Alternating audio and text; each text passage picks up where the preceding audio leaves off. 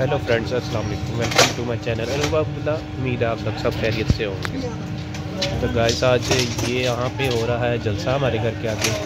तो ये आ रहे हैं जी साद रफ़ीक साहब और मियाँ करामत अली भट्टू। तो अभी तो हो रही है सेटिंग वगैरह, मैं आपको दिखाता हूँ।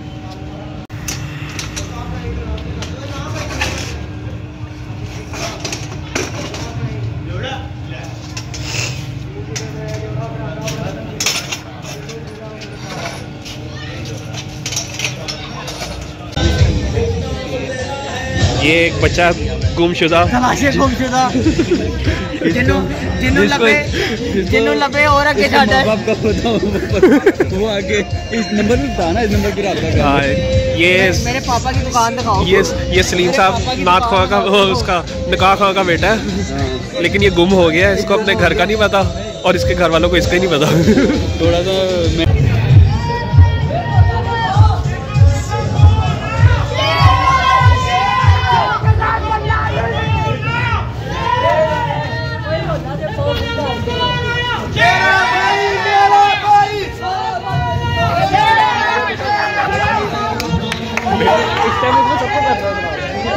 वैसे जानता है। बहुत मेहरबानी, आपने 1 घंटा पूरा वेट किया। मैं आप सबका मशहूर हूँ। सब दोस्त तशरीफ रखें, मेहरबानी। ये स्टेज से सब दोस्त जी, मैं जनाब बाबा जी फरीद कादरी साहब का भी मशहूर हूँ कि वो बीमारी की हालत में भी तशरीफ लाए। बहुत मेहरबानी, शुक्रिया जी। सारे दोस्त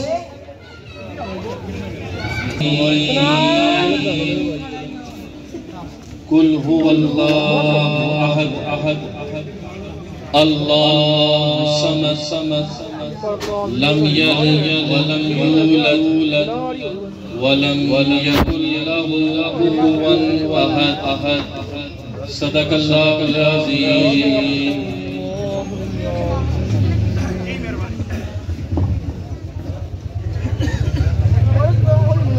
जी, अब मैं जनाब ने भी बहुत वेट किया है, तो मैं आखिर में शुक्रिया अदा करूंगा। ख्वाजा साहब से 2 टाइम और हैं, तो अब मैं नारों की गूंज में ख्वाजा साहब को बनाऊंगा। नारा तकबीर, नारा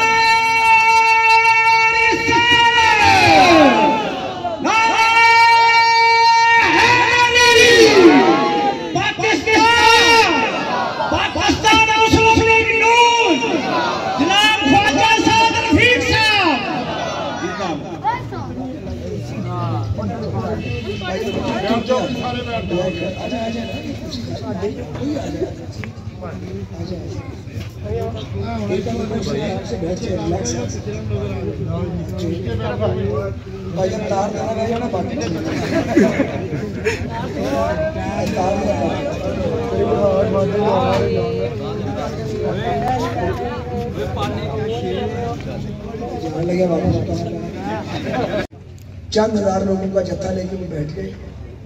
चाइनीज प्रेसिडेंट ने आना था, वो पाकिस्तान में नहीं आया, इंडिया चले गए। वहाँ कई अरब डॉलर दे के वो वापस चले गए। अमीर कतर में आना था, अब अमीर कतर दुनिया का अमीर तरीन आदमी, मतलब पाकिस्तान आना था तो पाकिस्तान का वो भलाई करना था, वो दौरा भी मंसूख हो गया। तैयब एर्दोगान आए, PTI ने कौमी असम्बली में एर्दोगान की तकरीर का बैकअप किया। अब तुर्की शायद दुनिया का वो वाहिद मुल्क है जब पाकिस्तानियों की इज्जत सबसे ज्यादा, अगर आप ऐसे गया तो आपको पता होगा। अब बता दें, पाकिस्तानी है वो आपके आगे पीछे जाते हैं। आज भी उन्हें वो तरीके खिलाफत अभी तक याद है। बहुत इन्होंने हमें खराब किया, मुल्क को, जमहूरियत को खोखला किया। हम काम करते हैं। 17 तक हम लोड शेडिंग पे काबू पा चुके थे। CNG स्टेशन की कतारें खत्म कर चुके थे। जो रोज बम फटते थे वो फौज की मदद से ज़रब अज़ब के जरिए उसको दहशत गर्दी को जड़ों से उखाड़ चुके थे। कराची जहाँ पे 200 आदमी कत्ल हो जाता था, उसका अमन वापस आ चुका था। पाकिस्तान ट्रैक पे चल रहा था। और लोग ये जो पंडित थे इकॉनमी के दुनिया के, वो ये कह रहे थे कि पाकिस्तान दुनिया की इमर्जिंग इकॉनमी बन जाएगा अगले 10 साल के अंदर। एक वो सफर था और फिर एक मनामा का तमाशा लगाया, साकिब निसार, उस वक्त की एजेंसियां, एस्टेब्लिशमेंट और इमरान खान से मुझे क्या लगा। अगर इमरान सब्र कर लेता और वो खेल न खेलता तो हुकूमत से फिर भी शायद मिल जाती, लेकिन हलाल तरीके से मिलती, लेकिन वो हाथ में नहीं थी हलाल तरीके से हुकूमत करनी। सो अपने आप को भी खराब किया, हमें भी खराब किया, लेकिन मुल्क को खराब कर दिया। और 17 में मियां नवाज शरीफ को क्या कह के निकाला गया कि तुमने अपने बेटे से तनख्वाह जो तय की थी वो तुमने शो नहीं की, दी नहीं है मगर शो करनी चाहिए थी, और उसको निकाल दिया, चलो भाई जाओ छुट्टी करो। और उसके बाद वो तमाशा लगा, तमाम टीवी चैनल पे पीछे से चाबी दे रही थी एस्टेब्लिशमेंट, और टीवी वही राग आप रहे थे, चोर चोर चोर चोर चोर चोर चोर चोर शुरू हो गई जनाब। 18 आ गया, 18 में उससे पहले नवाज शरीफ को फारिग भी करना था, डिस्क्वालीफाई भी करना था, जेल में भी डालना था। तो कलसूम नवाज शरीफ साहब बीमार थी, वो बड़ी सीरियस बीमार थी, लंदन में थी। मियां नवाज शरीफ साहब और उनकी बेटी ने जब वापस आने का फैसला किया, भाई इलेक्शन ही हुआ था, तो हमने मियां साहब को कहा वापस ना आएगा, ये आपको पकड़ के अंदर डाल देंगे, साथ ही आपकी बेटी को। तो मियां साहब ने कहा मैंने आना है, हमने कहा अपना है, पूरी पार्टी ने उनको रोका गया। उन्होंने कहा नहीं, लोग कहेंगे भाग गया, मुझे जाना चाहिए। 12 मुबारक फैसला करेगा, उनका फैसला दुरुस्त था या हमारा मशवरा दुरुस्त था। वो आ गए और वो सीधे एयरपोर्ट से जेल चले। लंदन से इनके डैडी भी इनको नहीं ला सकते थे, ला सकते थे, अल्ताफ को तब तक ला हो नहीं सका, 18 साल में तो उसे नहीं ला सके, तो नवाज शरीफ को ला सकते थे। कौन कहता कि नवाज शरीफ हाजिर नहीं है? कौन है जो अपनी बेटी को लेकर आता और जेल चला जाता? एक ऐसी अदालत के फैसले के नतीजे में जो अदालत ही नहीं थी, जो 2 नंबर अदालत थी, और वो कैंगरू कोर्ट थी, कोई कोर्ट नहीं थी। नवाज शरीफ ने कहा अदालत का फैसला मैं मानूंगा, ठीक है, जेल जाऊंगा।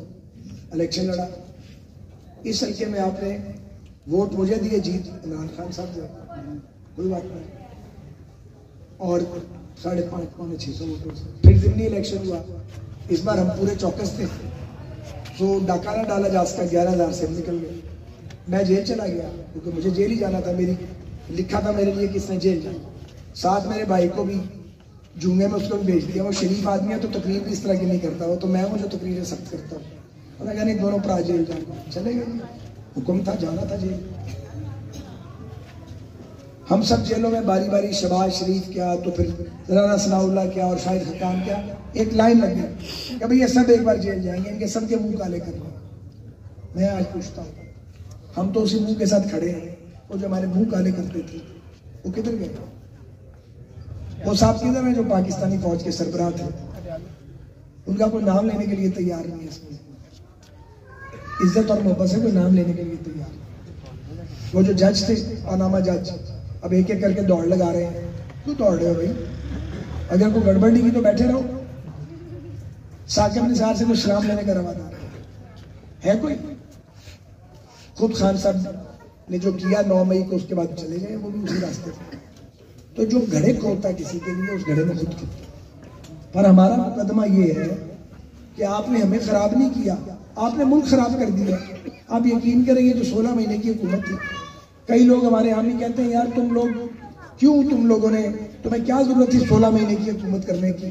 ये सवाल है ना बहुत सारे लोगों में, ये सवाल किया जाता है। तो जनाब बात ये है, अगर आपको ये पता लग जाए कि मुल्क पर एक ऐसा सरबराह मुसल्लत किया जा रहा है फौज का, जो इमरान खान और वो मिलके पूरा हुलिया बिगाड़ देंगे आइन का, इस मुल्क में शायद न्यूटन का निज़ाम आ जाएगा और चीफ जस्टिस वो आदमी बनेगा जो रिमोट कंट्रोल से चलता है, और जो मौजूदा चीफ जस्टिस है इन्हें घर भेजा जाएगा जिस तरह उनको खराब किया जा रहा था। तो मुझे बताएं, हम तमाशा देखते हैं या इसका इलाज करते हैं? यार हमें अच्छे से पता था जब हम हुकूमत में आएंगे, अगर आ गए तो इसका गन हमारे सर पे पड़ेगा। हम कोई दूध पीते बच्चे थोड़े हैं जिन्हें हमें पता नहीं था, नए लोग थोड़े हैं, कई बार ये काम कर चुके हैं। लेकिन जरूरी था इमरान खान साहब को निकालना, पर हमने धरना नहीं दिया, हमने शहर बंद नहीं किए, हमने आगे नहीं लगाए, हमने लोगों के बच्चों को डंडे नहीं पकड़ाए। उन्होंने कहा जी हम आ जाएंगे, आप हमें टिकट देंगे। हमने कहा क्या हो, इससे जान छोड़ाओ, इसलिए ले जाएगा, दिवालिया कर देगा, डिफॉल्ट, बिल्कुल डिफॉल्ट के दायरे में। जनाब हमने वो कॉन्फिडेंस किया, 16 महीने जब हम गए वहाँ था ही कुछ नहीं। एक ढांचा ही बाकी था, बाकी तो था कुछ नहीं था बाकी। मैं पाकिस्तान रेलवेज को मैं चलाता रहा हूँ 5 साल। अल्लाह के फजल से रोज सुबह आयतल कुर्सी पढ़ के घर से निकलता था, सूरह फातिहा 4 कुल शरीफ और चला जाता था। रोज खैर करती थी मुझे, रोज खैर करती थी। रोज रेलवे में कोई ना कोई बेहतरी अल्लाह ताला उसकी मदद से होती थी। हम कहाँ से 18 अरब कमाता था जब मैंने छोड़ा, 52 अरब रुपए कमाई थी रेलवे की। रिकॉर्ड में जाए नेट पे डाले और निकाल के देखिए आप। जब मुझे मिली है तो 18 अरब रेवेन्यू था, जब छोड़ा 52 बिलियन था। तो जनाब जब हम वापस गए और शेख रशीद साहब जो गाली करने वाले गालियों की, और वो जो दूसरे थे स्वाति साहब, कुछ नहीं किया, कुछ नहीं किया। क्या आपको यकीन आएगा कि मैंने शेख रशीद की भी मदद करने की कोशिश की? उसे तो यकीन आ सकता ही है मैंने की, क्योंकि रेलवे मेरा पैशन बन गया हुआ था और रेलवे के अफसरों से और उसके मुलाजमों से मेरा एक रोमांस बन गया हुआ। एक स्ट्राइक होने लगी, मैं स्ट्राइक रोकी। मैंने कहा यार नहीं स्ट्राइक नहीं करनी, रेलवे चलानी है। हम ऑपोजिशन में आ गए थे, हड़ताल नहीं करनी। मैं शेख रशीद साहब को कन्वे करता हूँ, तुमसे मीटिंग करेंगे, हम ये कर रहे थे। फिर स्वाति साहब आ गए, स्वाति साहब को मैंने कॉल की, स्वाति साहब कहेंगे हम अपने रिटायर्ड पूरे प्रोफेशनल उनको अफसर दिए कि इस रेलवे को चलाओ यार, इस पर पॉलिटिक्स नहीं करनी। ये संजीदगी है। इनका एक वजीर था गुलाम सरवर खान, उसने एक बयान दे के PIA को बर्बाद कर दिया। 50 अरब का सालाना रेवेन्यू लॉस हुआ है, 50 बिलियन रुपीज पर एनम। कई साल से पाकिस्तान को रहा, ना लंदन जा सकते PIA। पाकिस्तान की 5 एयरलाइन है, 4 प्राइवेट और 1 आपकी सरकारी। 5 एयरलाइन के जहाज यूरोप में नहीं जा सकते, ना US में। एक वजीर के बयान से। और वो बयान क्यों दिया? क्योंकि मेरे पास एविएशन भी था इस बार, ताकि ये साबित किया जा सके पिछले चोर थे। वो कमख्ता सामने तो एस्टेब्लिश कर नहीं सके, पाकिस्तान का बेड़ा गर्क कर गए। अब इंशाल्लाह 5-6 महीने में फ्लाइट्स खुल जाएंगी, क्योंकि तकरीबन काम मैं कर आया था, थोड़ा सा रह गया। अगर अल्लाह ने मौका दिया तो 2-3 महीने में वो ऑडिट वगैरह जो होने थे सब मुकम्मल हो जाए। क्या मैं आपको तबाही का किस्सा सुनाऊं? ML1 बननी थी, $6.8 बिलियन का सॉफ्ट लोन मिलना था चाइना से, सॉफ्ट लोन, और 25-30 साल के लिए मिलना था। और हमने पेशावर से कराची तक सारी पटरी नहीं बिछाती थी और 160 पर ट्रेन चल रही थी। 2.5 घंटे में आप पिंडी पहुंचते, 12 घंटे में कराची पहुंचते, और फिर मालगाड़ी उसमें चलनी थी। तो एक इकोनॉमिक टर्न अराउंड हो जाना था। सारी चीजें तय कर ली, हुकूमत चली गई। कब वक्तों आ गए हो तो इसको तो चलाओ। यकीन करें हाथ नहीं लगाया उन्होंने CPEC के प्रोजेक्ट। चोर चोर चोर, चीनियों ने कहा ठीक है चोर है, तो फिर जो चोर आती असि उन्होंने कहा हम तो चोर नहीं, हम तो पैसे दे रहे हैं। उन्होंने कहा जी खसमा नु खाओ, सीधी गल। मैं खसमा नु खाओ, असी काम ही नहीं करना था।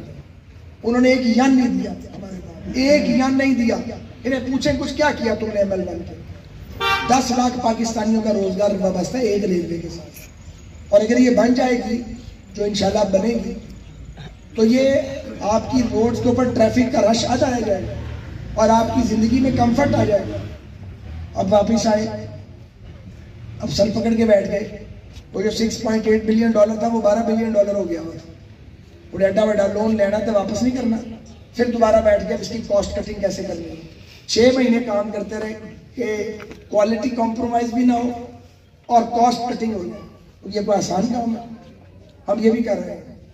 अब उसे हम $6.2 बिलियन पे ला के लॉक किया, उसकी कॉस्ट कटिंग की, और वो चाइनीज के पास हसन इकबाल साहब गए, उन्होंने कहा मंजूर है, बट उन्होंने कहा हम निगरानों के साथ काम नहीं करेंगे, मुंतखब हुकूमत आएगी तो हम ये ML1 शुरू करेंगे। तो ये 1-2 महकमों का हाल है।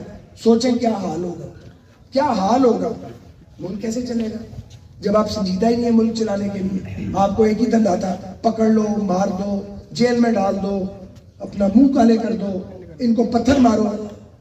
मस्जिद नबी शरीफ में भी माफ नहीं किया आपने, तो ये अजाब आप पर आना नहीं था यार। किसने मशवरा दिया था जाके पाकिस्तानी फौज पे हमला कर दो? हमने नहीं मार्शल लॉ की मुखालफत की, हमने कभी ये करतूत नहीं की, हमने सोचा भी नहीं। भाई जलसा करो, जुलूस निकालो, जो मर्जी करो, अगले को गिरेबान से पकड़ोगे तो अगले गिरेबान पे हाथ डालने देते हैं। दुनिया की कोई फौज अपने गिरेबान पे किसी को हाथ नहीं डालने देती, कोई फौज दुनिया की। इन्होंने तमाशा बना दिया था, चूंकि हाथ पैर खुल गए थे हमें गालियां दे दे के। हमारा तमाशा लगा लगा के वज़ीर आज़म हाउस पे हमले करके उन्होंने कहा जिवें ये हो जाएगा ये भी हो जाएगा। अब काबू आ गए और जो पकड़ा जाता है वो भी 6 घंटे में निकालता है इमरान खान से अलहदगी का ऐलान कर दो। तो यार खुलोते जाओगे, हम खुलोते भी नहीं। हमने मार नहीं खाई। मुशर्रफ दौर में मॉडल टाउन थाने में मार मार के मेरा सारा जिस्म काला कर दिया। मैं छोड़ गया नवाज शरीफ को? मैं तो नहीं छोड़ा।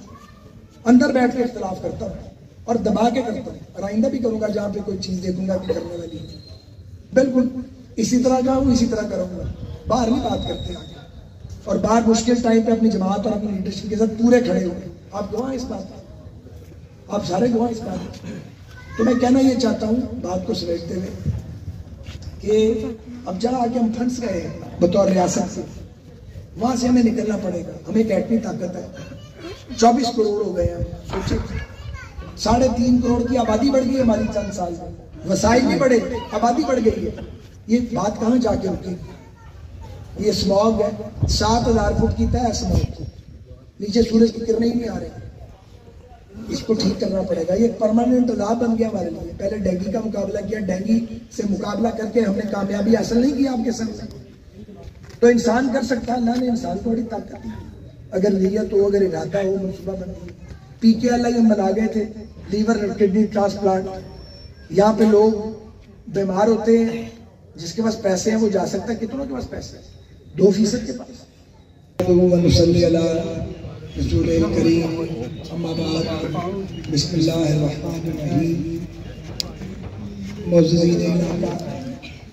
बुजुर्गों, खामोश नहीं,